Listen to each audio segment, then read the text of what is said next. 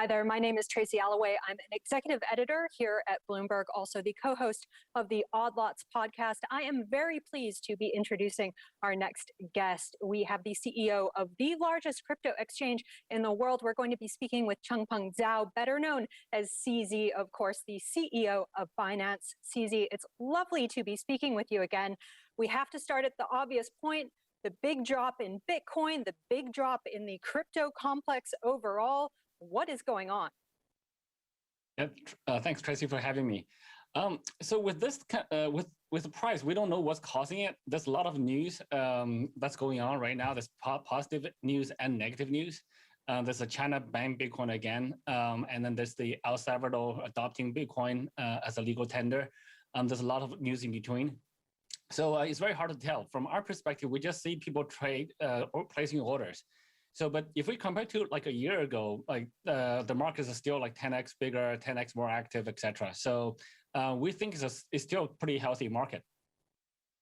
Definitely a lot bigger than it was 10 years ago, that's for sure. But from your perspective, again, a massive crypto exchange, how significant would it actually be if China were to crack down on crypto in a significant way? There have always been open questions around exactly how much mining is actually in China, what exactly the influence is, how big a deal might it be, and what's your take on how they might go about doing that from a regulatory perspective?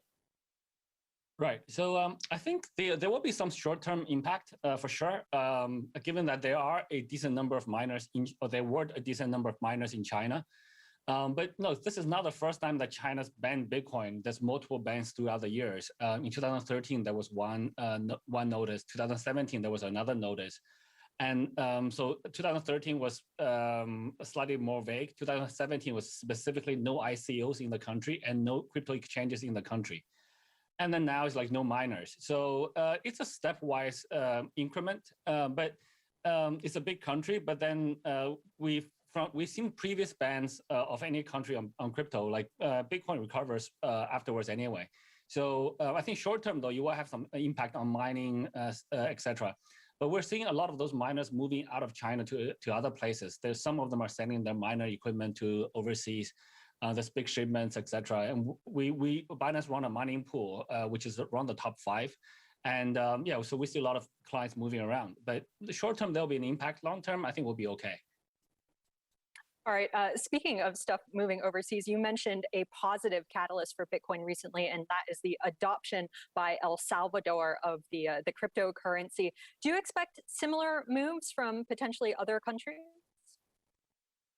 Yes, absolutely. I think I honestly did not expect El Salvador or any one country to move this quickly to force a Bitcoin as a legal tender, meaning forcing all the merchants to accept it as a legal currency. But once one country does it, the race is on. It's a competition. And I think what now people realize is that adopting Bitcoin cryptocurrencies as a legal tender actually makes your local economy stronger. You are less prone to other governments or interventions, etc. And it actually makes your nation more solvent. It actually makes your nation more independent, stronger economy, etc. And there's many small countries that they never aspire to have their currency to be the global dominant currency. Many of them may adopt cryptocurrencies. So I think this will definitely continue. Another not so good thing that has happened to Bitcoin recently has been Elon Musk's apparent about turn on the technology. He's been tweeting about how Bitcoin actually isn't very environmentally friendly. I know you have responded to some of that criticism on Twitter. Is it now CZ versus Elon Musk when it comes to Bitcoin?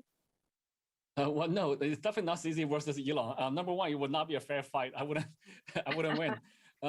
Number two, I think we live in cryptocurrencies, we live in a free world. Anyone can say anything they want, and we live in countries where, in a few countries in the world, there's freedom of speech, and Elon lives in one of those countries. So he's to a large extent free to say what he wants to say, and we, as a community, as the industry, needs to learn how to properly respond to that. Given that he has 57 million followers, he do have quite a bit of influence. And I would actually hope that he realized that he had that influence, and that with that great power, it comes with great responsibilities. I think Elon wants to be a humorous guy, but tweeting, but he has to realize that his tweets do have the power to move markets, and when that happens, people get damaged, etc. So he's got to be a little. I would recommend him to be a little bit more careful, but it's his freedom. It's not me against him. I wouldn't recommend doing that, but it's his freedom. All right, fair enough. I wanted to turn now to finance and your business. Now, recently, your CFO left rather abruptly. There's lots of speculation around that departure. We know that the business is facing several regulatory probes. I know that you can't comment on those due to legal reasons, but what's your response? What would you say to people who are potentially concerned about the CFO leaving unexpectedly in that way? Right. So Binance as a team has had very little turnover. If you look at the internet startup in the US, in Silicon Valley, 3-4 years in, the founding team would have changed a lot. Binance actually had very low turnover rate at our senior levels.